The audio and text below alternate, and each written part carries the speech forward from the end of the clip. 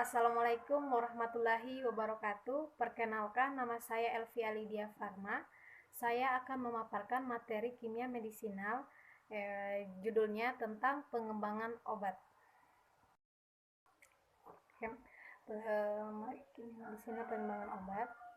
Nah, untuk pengembangan obat, materi yang akan diliput yaitu rancangan obat rasional, pengembangan senyawa penuntun, proses pengembangan obat secara konvensional.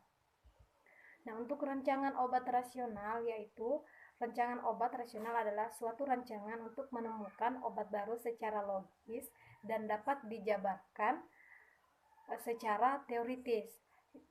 Rancangan obat rasional mempunyai prospek yang cerah dalam proses obat baru pada masa mendatang. Untuk obat itu bahan atau panduan bahan-bahan yang digunakan untuk mempengaruhi atau menyelidiki sistem fisiologi atau keadaan patologi dalam rangka penetapan diagnosis, penyembuhan, pemulihan, peningkatan kesehatan, dan kontrasepsi termasuk produk biologi.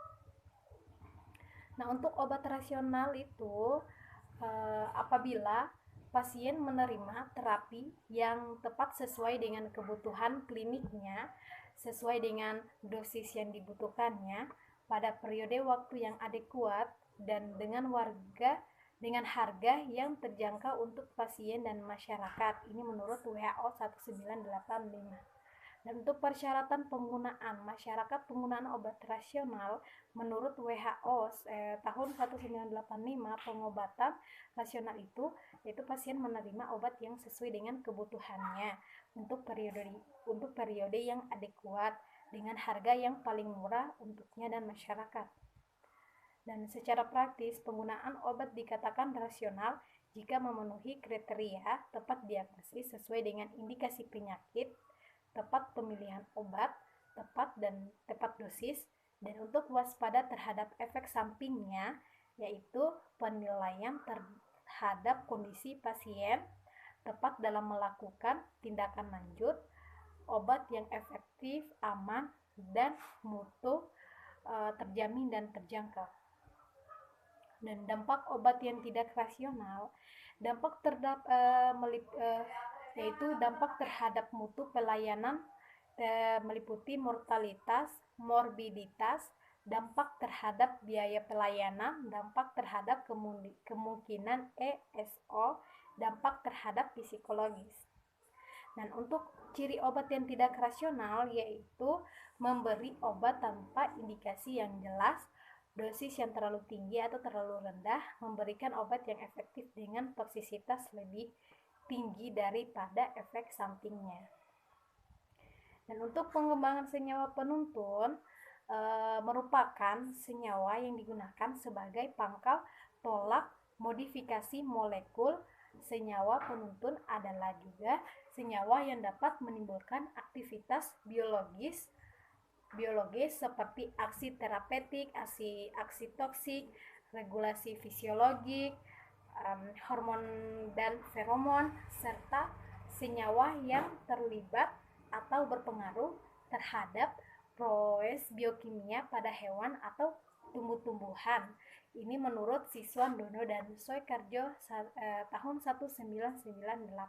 Dan untuk senyawa penuntun tersebut dikembangkan lebih lanjut melalui modifikasi molekul sehingga didapatkan turunan senyawa dengan aktivitas yang diinginkan. Untuk adapun yang meliputi materinya yaitu dari menurut literaturnya IUPAC 1974 yang dimana ilmu pengetahuan yang mempelajari penemuan, pengembangan, identifikasi, dan interpretasi cara kerja senyawa biologis aktif obat pada tingkat molekul. Dan untuk Taylor dan Kennewell 1981, studi kimiawi senyawa atau obat yang memberikan efek menguntungkan dalam sistem kehidupan dan melibatkan studi hubungan struktur kimia, senyawa dan aktivitas biologis serta mekanisme cara kerja senyawa pada sistem biologis dalam usaha mendapatkan efek pengobatan yang maksimal dan memperkecil efek samping yang merugikan. Dan untuk kerencangan obat, pencarian senyawa, pencarian senyawa aktif akan pertama penapisan farmakologi yang terdiri dari uji toksisitas akut, yaitu meliputi farmakologi selanjut yang ada 4 uji, yaitu uji stabilitas, uji farmakokinetik, uji toksisitas subakut, uji teratogenik dan mutagenik.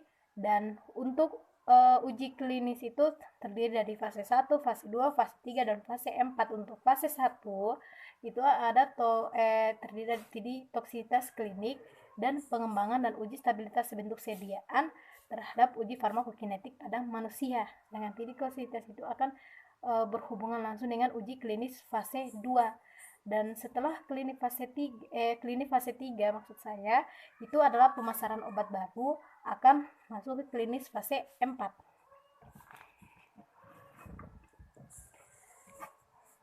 Dan untuk proses pengembangan obat secara konvensional. Proses pengembangan obat secara konvensional dapat dibagi berdasarkan perubahan struktur dan sifat kimia fisika.